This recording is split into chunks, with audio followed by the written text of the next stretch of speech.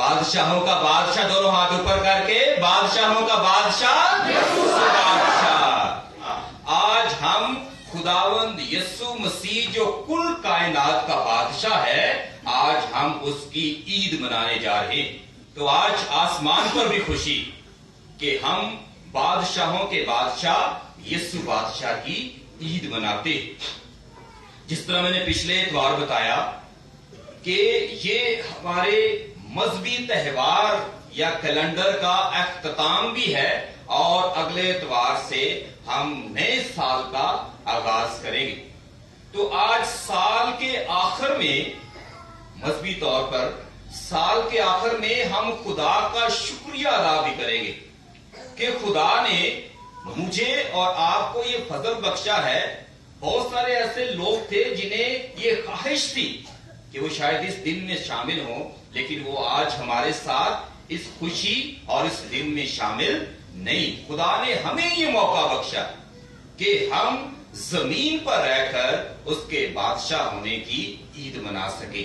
تو اس کے لیے بھی خداوند کے حضور ہم شکریہ ادا کریں گے کہ خداوند نے ہمیں یہ موقع بخشا ہے اور ہم اس قابل ہوئے کہ اس کے اس تہوار اور اس دن کو منا سکے۔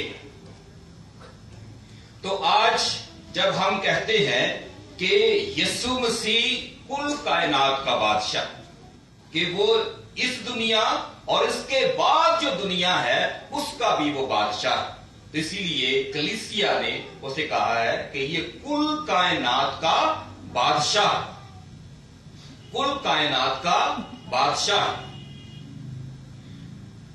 آپ جانتے ہیں کہ خدا نے جب دنیا تخلیق کی تھی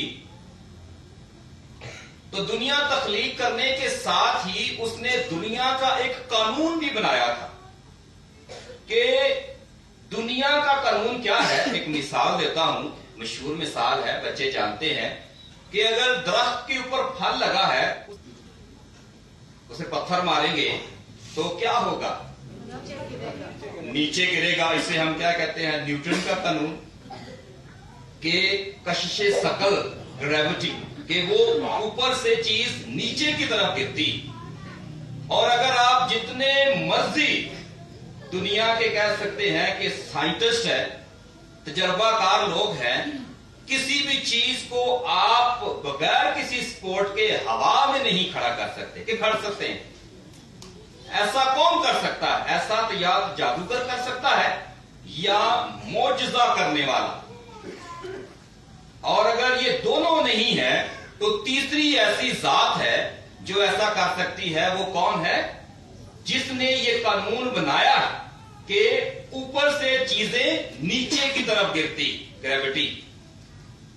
اور اسی طرح دنیا میں خدا نے کئی قوانین بنائے ہیں، جن میں سے ایک قانون ہے، جو قانون میں بار بار لفظ استعمال کر رہا ہوں، یا فطرت کا قانون ہے کہ انسان پیدا ہوا ہے اور اس نے مرنا ہے۔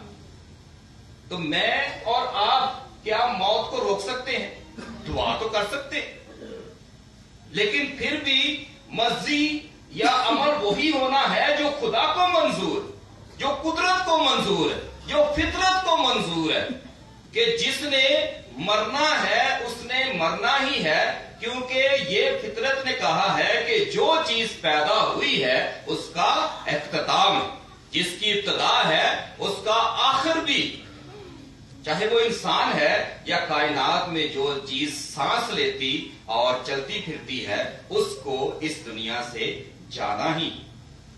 تو اس طرح کی میں بڑی لمبی فہرست تیار کر سکتا ہوں جس میں قدرت کے قوانین کی بات کی جاتی ہے کہ آپ قدرت کے قوانین جو ہے وہ ان قوانین کو تبدیل نہیں کر سکتے۔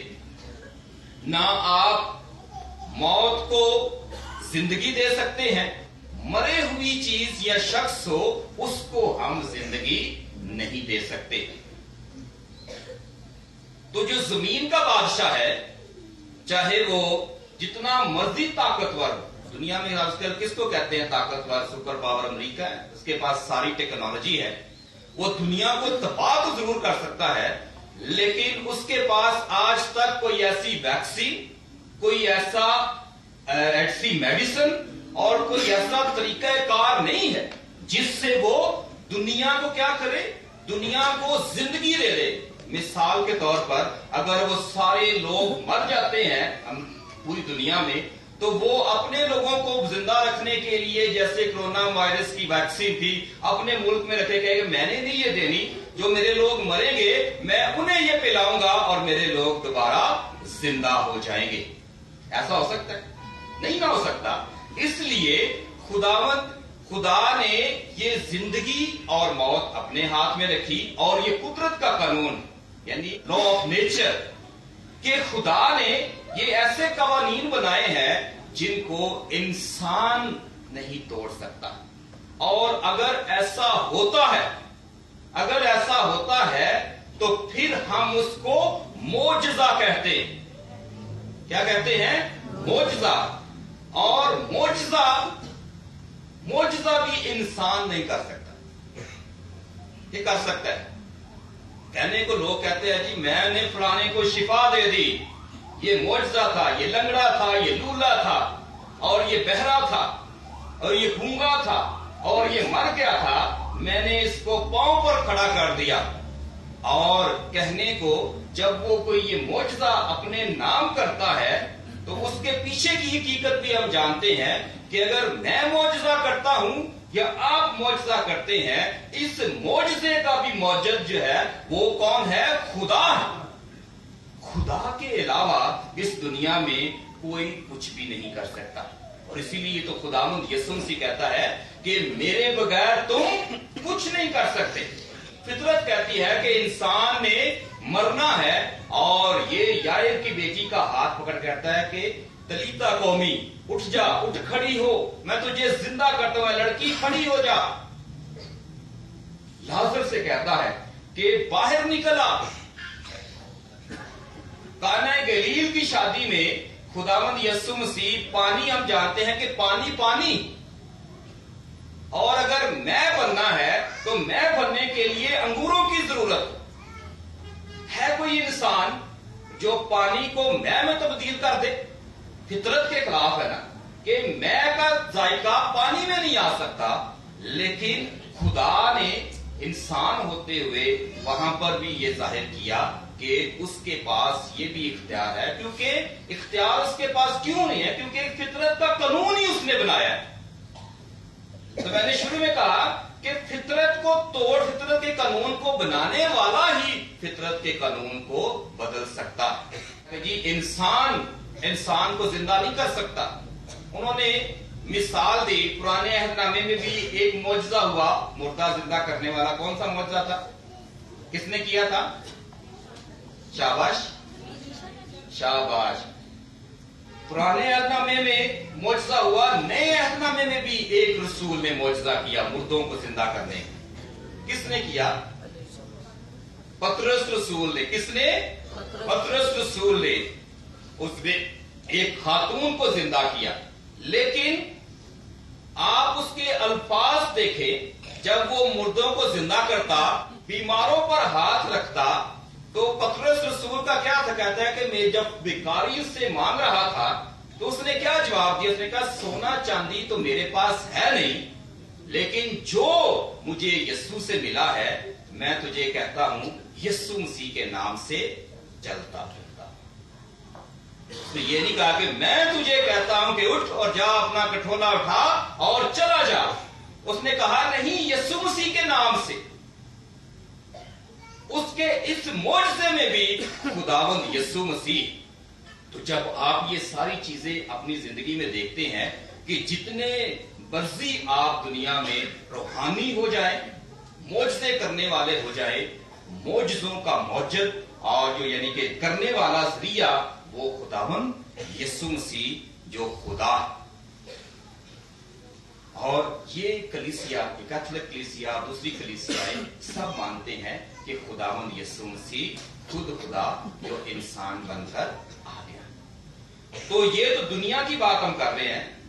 خدا نے جب بھی یعنی خداوند یسوع مسیح نے جب بھی ذکر کیا, اس نے ہمیشہ ایک جگہ کا ذکر کیا کہ توبہ کرو کیونکہ خدا کی بادشاہی نزدیک آ گئی.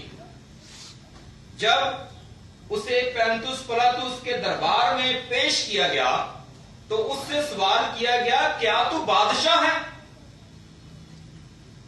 اس نے کہا تو خود کہتا ہے کہ میں بادشاہ ہوں۔ یسوع نے کہا بادشاہ تو میں ہوں، لیکن تو نے جب اپنے الفاظ ادا کیے ہیں تو خود کہتا ہے کہ میں بادشاہ ہوں۔ اور پھر اگلی ہی آیت میں خداوند لوگوں پر عیاں بھی ظاہر بھی کر دیتا ہے کہ میری بادشاہی کس قسم کی بادشاہی ہوگی۔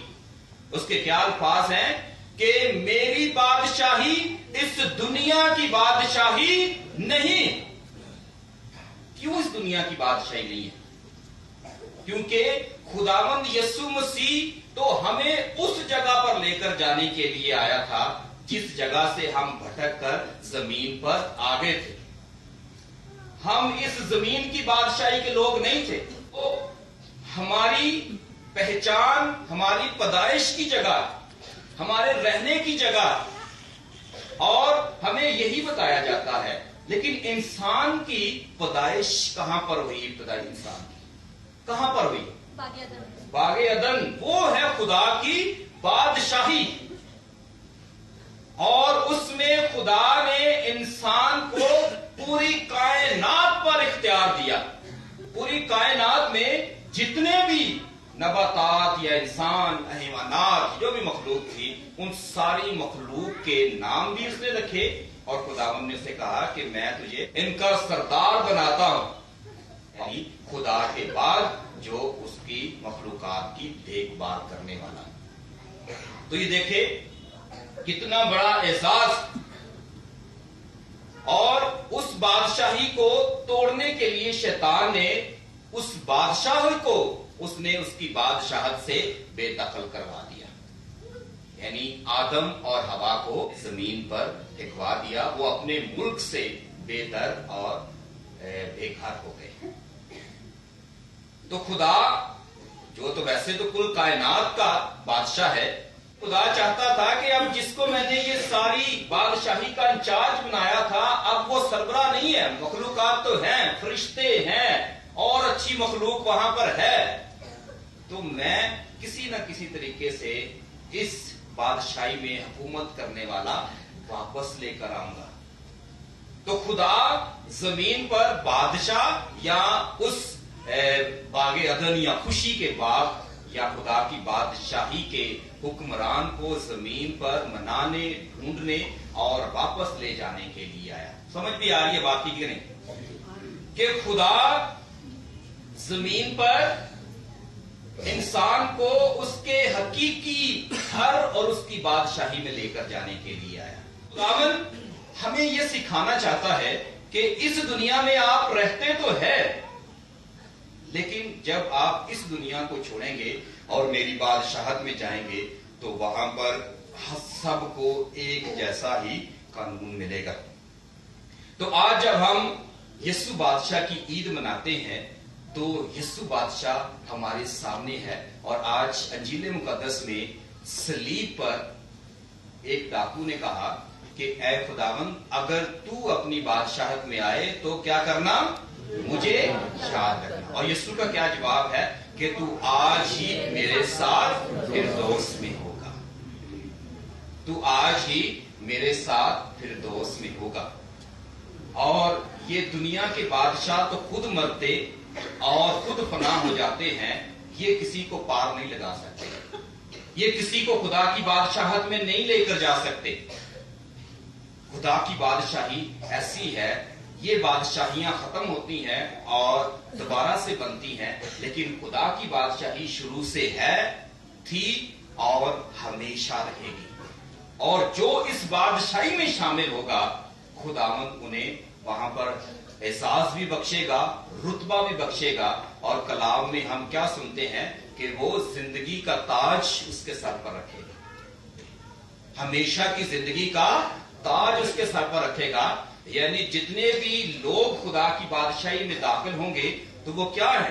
خدا کے بیٹے اور بیٹیاں کہلائیں گے، خدا کے فرزند کہلائیں گے۔ اور جب ہم نے کہا کہ خداوند یسوع مسیح بادشاہوں کا بادشاہ ہے، کل کائنات کا بادشاہ ہے، تو بادشاہ کی اولاد کیا ہوگی؟ क्या होगी बादशाह की रात? शहजादी और शहजादियां।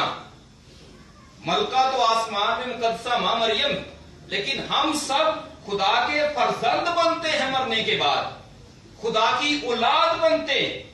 लेकिन हमारा कलाम और हमारा खुदावंद यीशु मसीह की तालीम हमें सिखाती है कि खुदा की बादशाहत में दाखिल होने के लिए आपको खुदा के बेटे और बेटियां होने का एहसास हासिल होगा। तो यकीन करें, इसलिए मैंने आपको कहा कि ये छोटे छोटे बच्चे आपको कितना प्यारा लग रहा है। जिन बच्चों ने, जिन माँ बाप ने अपने ये बच्चे तैयार किए हैं, और आप यकीन मानिए कि इन सारे छोटे से जुलूस में माएँ अपने बच्चों को देख रही थी, बाकी सारे बच्चे खूबसूरत है। ये नहीं कि कोई बच्चा किसी से कम है, लेकिन ये कुदरती बात है कि आप मोबाइल पकड़ पकड़ के अपने बच्चे की तस्वीर बना रहे हैं कि देखो जी आज कितना प्यारा लग रहा है, कितनी प्यारी लग रही है। और इतने सारे बच्चे आपके सामने बैठे हैं, लेकिन माँ और बाप की मुसलसल नजर अपने बच्चों पर है कि क्या वो कंफर्टेबल बैठा है कि नहीं, क्या वो तंग तो नहीं हो रहा।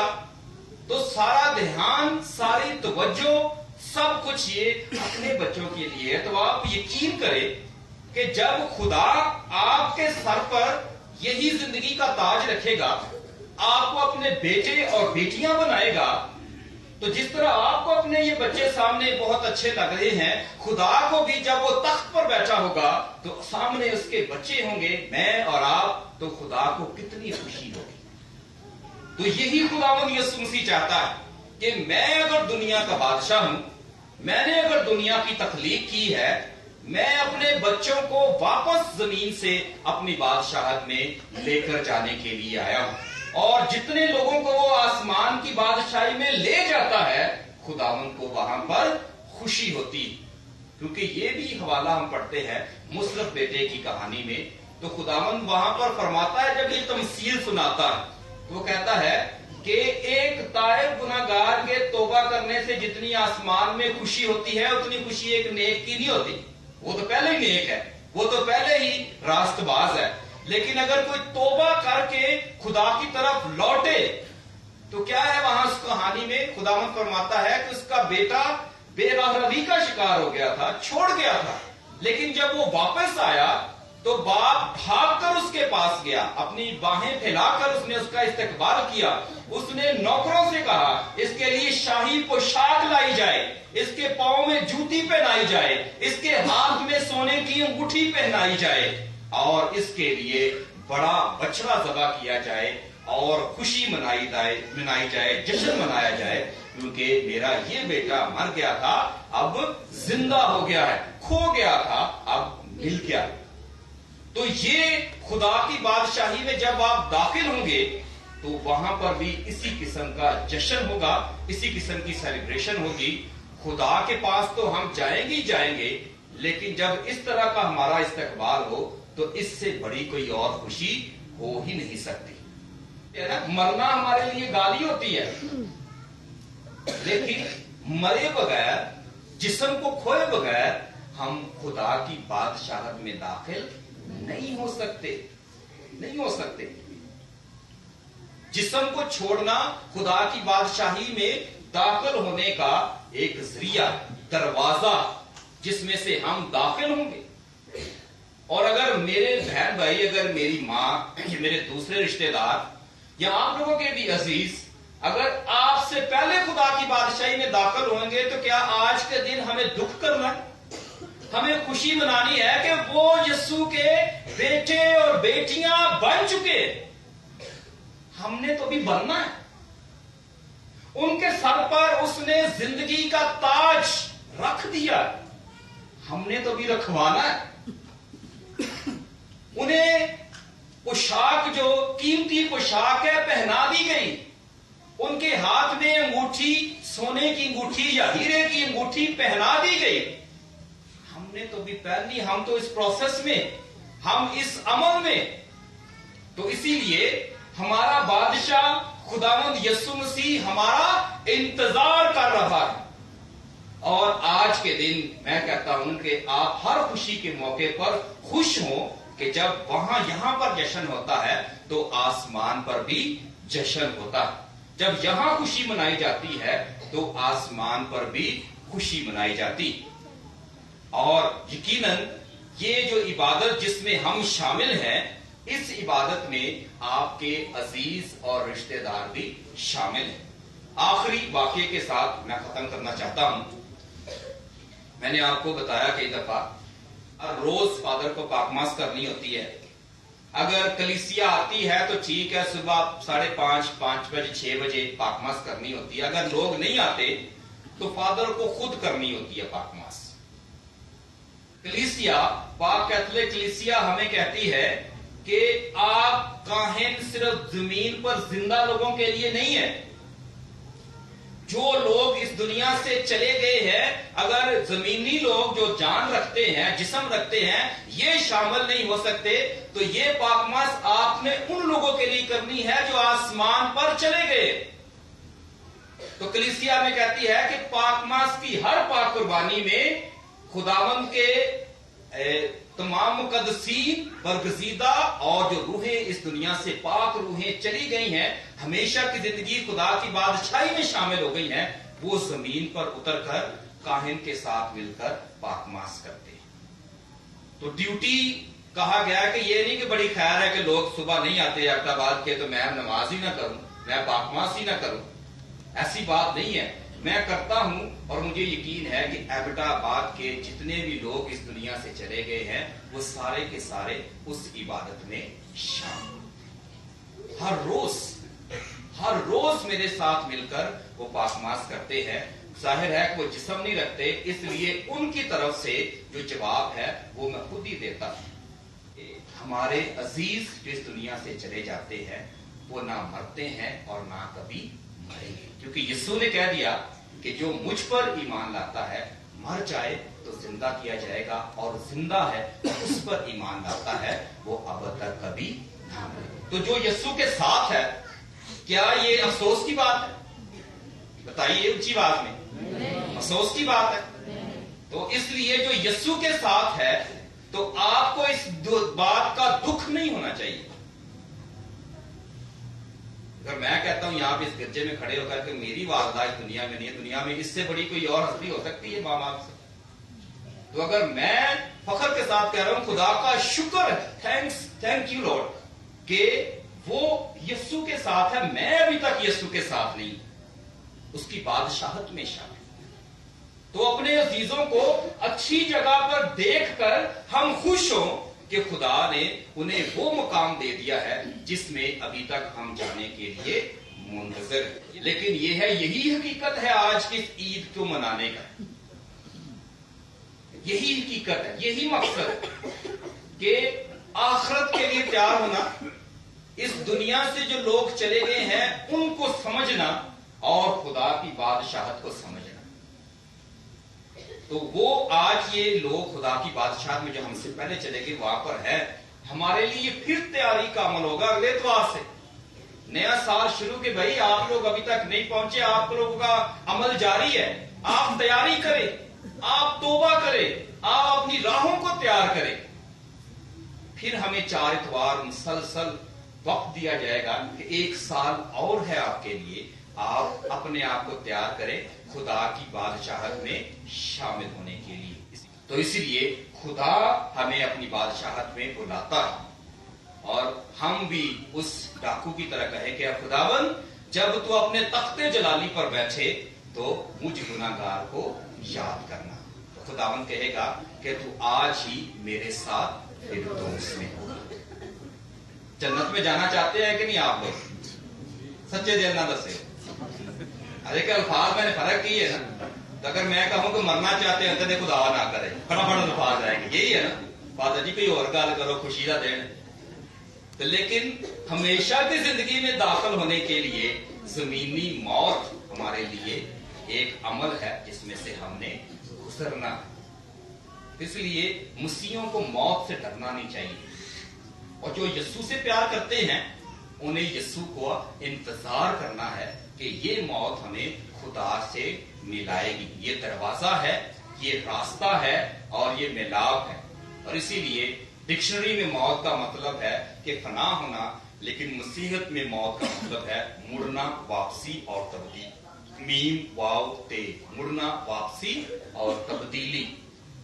और इसीलिए हम मसीहों के लिए लफ्ज इस्तेमाल करते हैं कि हमारा फलां भाई या बहन इंतकाल कर गया है। जैसे एक जगह से, एक मकान से दूसरे मकान में मुंतकिल हो गया, रहलत कर गया, वफात पा गया है, उसका वसाल हो गया। वसाल का मतलब आंखों से ओझल हो गया। मरना हमारे लिए लफ्ज नहीं है, लेकिन मसीहों के लिए खुदा की बादशाहत में दाखिल होने के ये अल्फाज है। इसलिए जमीन पर भी ये हमारा बादशाह है और मरने के बाद भी ये हमारा बादशाह है। और इस बादशाह को दुनिया की सीटों की जरूरत नहीं है, बल्कि ये बादशाह दाइमन अबदी रहने वाला और हमेशा